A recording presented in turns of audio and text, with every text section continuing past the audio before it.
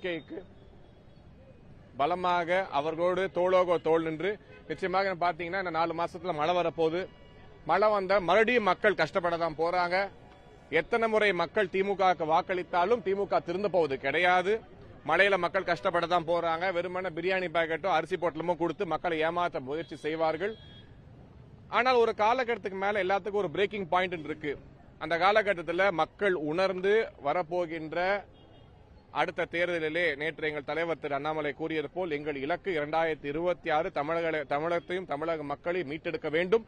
அதற்கான வேலைகளை இறங்கி இன்று முதல் களத்திலே பணியாற்றி அனைத்து இடங்களிலுமே குறிப்பாக மத்திய சென்னை எல்லாம் பாத்தீங்கன்னா இங்க இருக்கக்கூடிய 6 சட்டமன்ற தொகுதிகளிலும் 22, 24, 27% என்று வாக்குகள் பெற்றுள்ளோம். இதை நிச்சயமாக 40% மேல் உயர்த்தி தமிழகத்தில் மிகப்பெரிய சக்தியாக மாறி தமிழகத்தை மீட்டெடுப்போம், சென்னையை மீட்டெடுப்போம் என்கின்ற நம்பிக்கையை மக்களுக்கு அளிக்கிறோம்.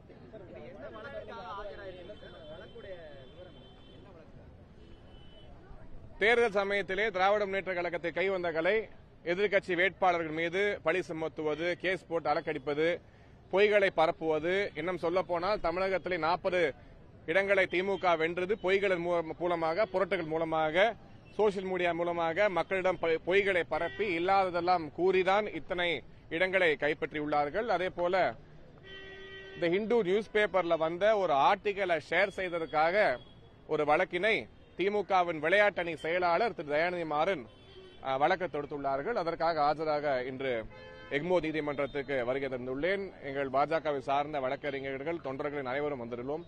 நிச்சயமாக இதை சட்ட ரீதியாக சந்தித்து இதற்கான விடையை நிச்சயமாக இந்த வழக்கிலும் நாங்கள் வெற்றி பெறுவோம் என்கின்ற நம்பிக்கை எனக்கு இருக்கிறது. 2ஆம் தேதி, ஜூலை 2ஆம் தேதி மீண்டும் விசாரணைக்கு வர உள்ளது. நன்றி.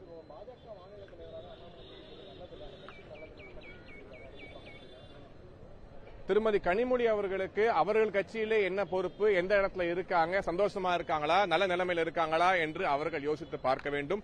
எங்கள் கட்சியை பற்றி கவலைப்பட வேண்டிய அவசியம் அவர்களுக்கு கிடையாது. இன்னும் சொல்ல போனால் திராவிட முன்னேற்ற கழகத்துக்கு 2019 விட 7% வாக்குகள் 2024 குறைந்திருக்கு நாடாளுமன்ற தேர்தலை பொறுத்தவரை.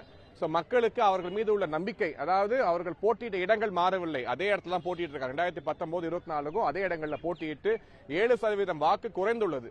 இன்ட்ரோஸ்பெக்ஷன் செய்து மக்கள் அவர்களை புறக்கணிக்க ஆரம்பித்து உள்ளார்கள் என்பதை புரிந்து கொள்ள வேண்டும்.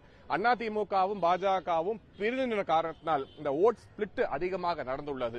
அதாவது திமுக எதிராக உள்ள ஆன்டி இன்கம்பன்சி ஓட்டு பிரிந்த காரணத்தினால் மட்டுமே அவர்கள் வெற்றி பெற முடிந்ததே தவிர இன்று எதிர்க்கட்சிகள் ஒன்று சேர்ந்து ஒற்றுமையாக எப்படி அவங்க ஒரு 8 கட்சி கூட்டணி வைத்து போட்டியிட்டார்களோ அதே மாதிரி எதிர்க்கட்சிகளும் ஒரு பெரிய பலமான கூட்டணி அமைத்திருந்தால் திராவிட முன்னேற்ற கழகம் இந்த தேர்தலிலே காணாமல் போயிருக்கும் என்கின்ற உண்மை அவர்களுக்கும் தெரியும், மக்களுக்கும் தெரிய போகிறது. 2026 நிச்சயமா அப்படி ஒரு தேர்தலாக அமையும் என்று நம்புகிறோம்.